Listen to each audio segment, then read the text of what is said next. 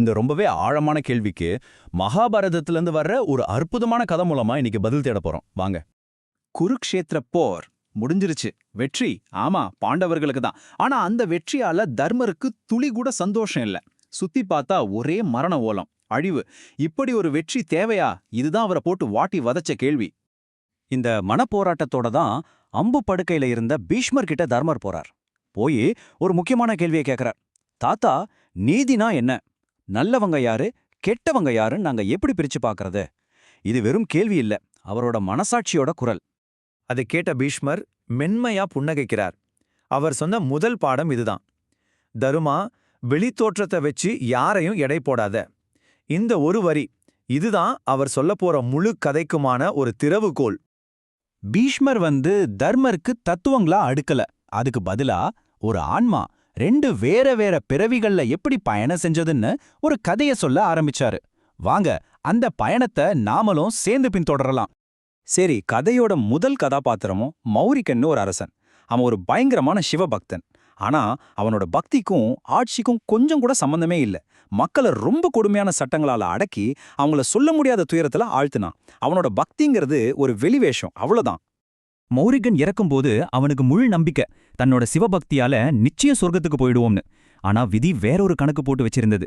அவன் செஞ்ச கொடுமைகளுக்காக அவனுக்கு கிடைச்சது நரகம். அவனுக்கு அது ஒரு பெரிய அதிர்ச்சியா இருந்துச்சு. அப்போ யமதர்மராஜா அவன்கிட்ட கர்மாவோட கணக்க தெளிவா சொல்றாரு. உன் பக்தி உண்மையானது இல்ல.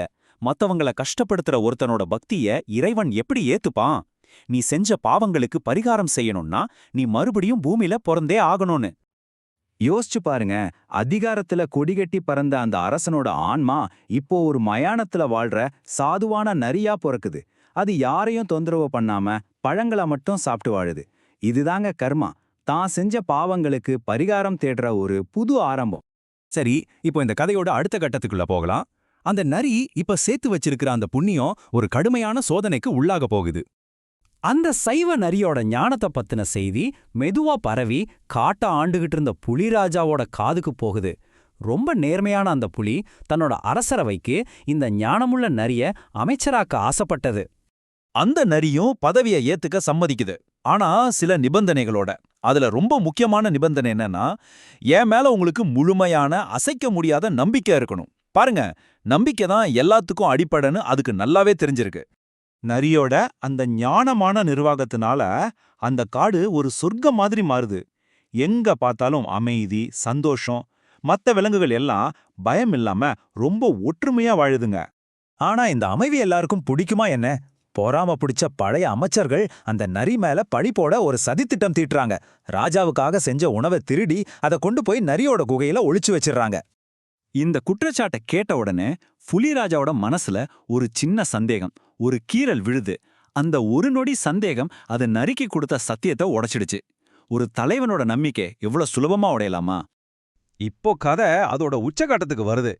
இங்கதான் அந்த நரி எல்லாத்தையும் மாத்தக்கூடிய ஒரு இறுதி முடிவை எடுக்குது. ரொம்ப சீக்கிரமே மானும் கரடியும் அந்த சதித்திட்டத்தை அம்பலப்படுத்தி நரி நிரபராதின்னு நிரூபிச்சிடுறாங்க. உண்மை வெளியே வந்துருச்சு. ஆனா உடைஞ்சு போன நம்பிக்கை, அதை ஒட்ட வைக்க முடியுமா? வருத்தப்பட்டு நின்ன புலிராஜாவை பார்த்து அந்த நரி சொல்லுது, என் மரணம் ஒரு பாடமா இருக்கட்டும். நீதிங்கிறது பொறுமையோடவும் நம்பிக்கையோடவும் தான் வழங்கப்படணும், அவசர தீர்ப்புகளால இல்ல. அப்படி சொல்லிட்டு தீக்குள்ள இறங்குது அந்த நரி. இதுதான் அதோட இறுதி தவம். இந்த தியாகம் அதோட முற்பிறவி பாவங்கள் எல்லாத்தையும் அழிச்சு அந்த ஆன்மாவுக்கு மோட்சத்தை கொடுக்குது. அதோட கர்மக்கடன் இப்ப தீர்ந்து போச்சு.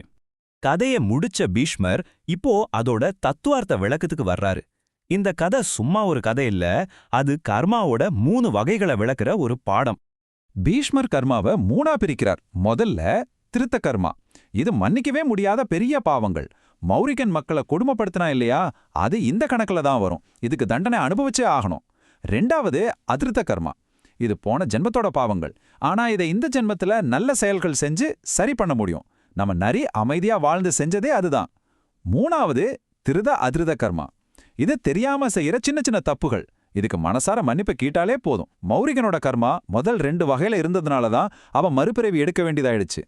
சரி, இறுதியா இந்த கதை மூலமா பீஷ்மர் தர்மருக்கு மட்டும் அல்ல, நமக்கும் சொல்ல வர்ற கடைசி பாடம் என்ன? பீஷ்மரோட கடைசி அறிவுரை இதுதான். நீதிங்கிறது கோபத்துல வர்றதில்ல, அது ஞானத்திலிருந்து வர்றது. இது ஒரு ராஜாவுக்கு மட்டும் இல்ல, நம்ம ஒவ்வொருத்தருக்குமான ஒரு பாடம். இந்த கதை நமக்கெல்லாம் ஏன் ரொம்ப முக்கியம்? ஏன்னா சிம்பிளா சொன்னா, வினை விதைத்தவன் வினை அறுப்பான். நம்மளோட இன்னைய வாழ்க்கை நாம நேத்து செஞ்ச செயல்களோட விளைவுதான். நாம அனுபவிக்கிற சந்தோஷமும் சரி, கஷ்டமும் சரி, அது எல்லாமே நாம விதைச்ச விதைகளோட அறுவடை தான். ஆக இந்த கதை நம்ம மனசுல ஒரு முக்கியமான கேள்வியை விட்டுட்டு போகுது. நம்மளோட ஒவ்வொரு செயலும் நம்ம எதிர்காலத்தை செதுக்குதுன்னா, நீங்க எந்த பாதையை